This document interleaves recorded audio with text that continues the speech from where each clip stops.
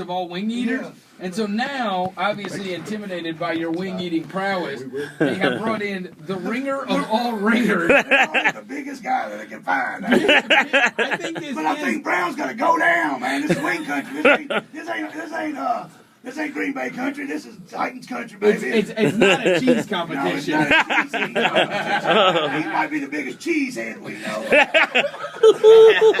So they have flown in Gary Brown. Just to beat me.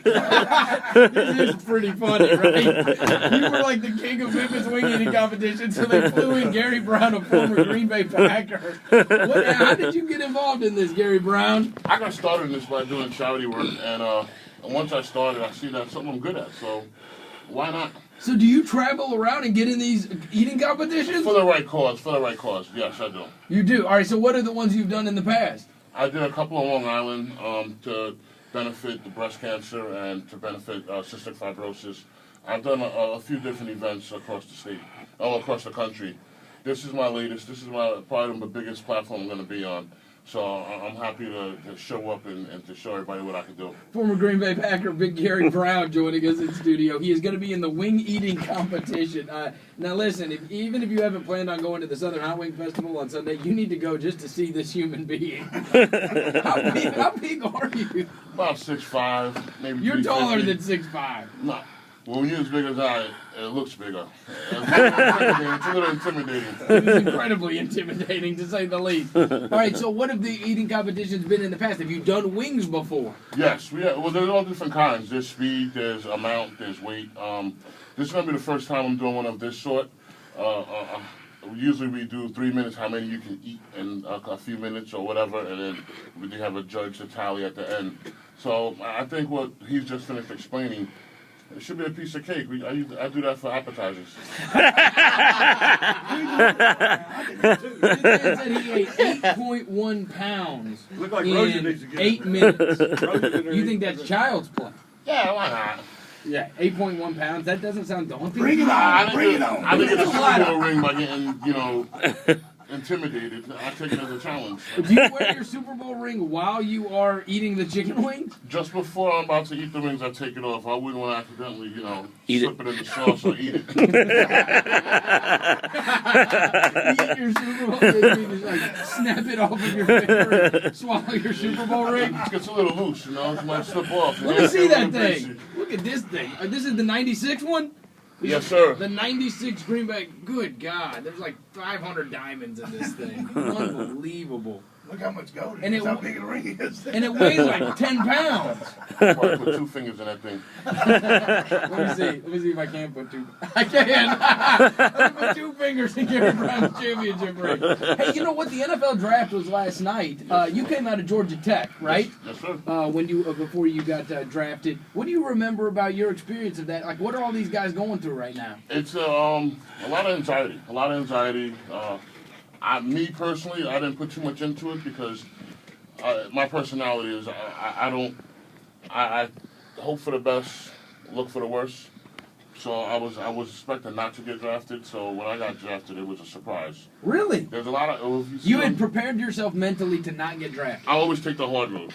So I told myself already that I'm gonna have to come out of college. I'm gonna have to talk to a team to walk onto their camp and prove myself. And I already had that set mentally. So my training after last season at Georgia Tech, I hurt my knee. So the last 4 or 5 games is where scouts really look at you, and I wasn't there for that. So I already told myself that I wasn't going to get drafted. I was going to have to walk onto somebody's field and try and prove myself, whoever would take me. And when I got drafted, it was a blessing. The first thing I did was call Mom. I'm like, Mom, look at the television. So you didn't get a call? You saw it on TV? Well, true story. I'll be honest with you. I got drafted the second day. In Atlanta, there's this thing called Freaknik that weekend. So that's like a weekend party. Freaknik? Yeah, you might not ever sounds like a blast. It's amazing, if you know.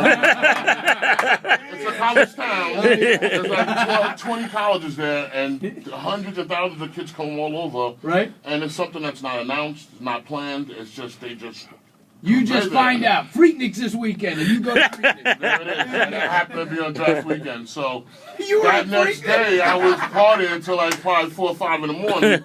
So they're calling me, and I'm like, college was a bunch of pranks, you know. Right. Gary, this is Coach such and such. Stop lying. And I hung up the phone. Call me back. Gary, this is Coach. Guy, stop playing on my phone. I hung up. And then my agent calls me. Gary, there's some coaches getting in touch with you. I'm like, uh-oh. Let me get things straight. I turn on the television. You really didn't even care. Not that I didn't care. I wasn't going to let it beat me. You weren't going to let it overwhelm Freaknik. Well, it was a good thing for Freaknik to be there, because if not, I might have been one of those guys sitting around waiting to get drafted, pulling my hair out with anxiety. And, you know, this thing, it beats people up, you know, especially the people that expect to get drafted, and then they don't.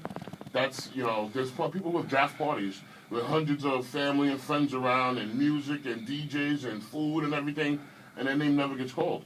Or like they had this kid, the quarterback from West Virginia last night, the poor kid's in Radio City Music Hall. Yeah. The camera's on him, Geno Smith, the camera's on him after every pick. And I mean, it's 30 picks, and the camera's on him every time, and he's just, you know, crestfallen. And there's other situations like that aren't, you know, publicized, but a lot of people go through that.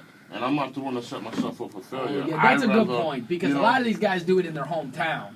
They invite everybody in the town, everybody's all excited, they're all there for you.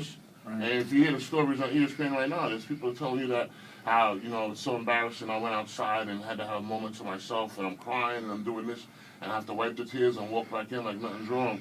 I wouldn't do that to myself. I wouldn't put myself in that situation. I'd rather be on the other end and get excited when I get drafted, and then maybe have something with the family and friends. But I wasn't expected to get drafted. I was a possible walk-on, and I had good camps. I worked out for some teams, and teams came to see me with scouts.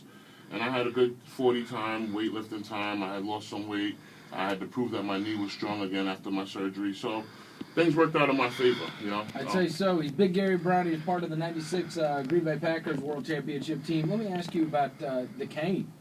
Everybody always wants to know about former players. Is that from football? Do you walk with a cane because you played in the NFL? To a certain degree, yes. Body got beat up playing ball. Knees, back, shoulders, elbows, hands. I broke every finger that I had. You broke every finger?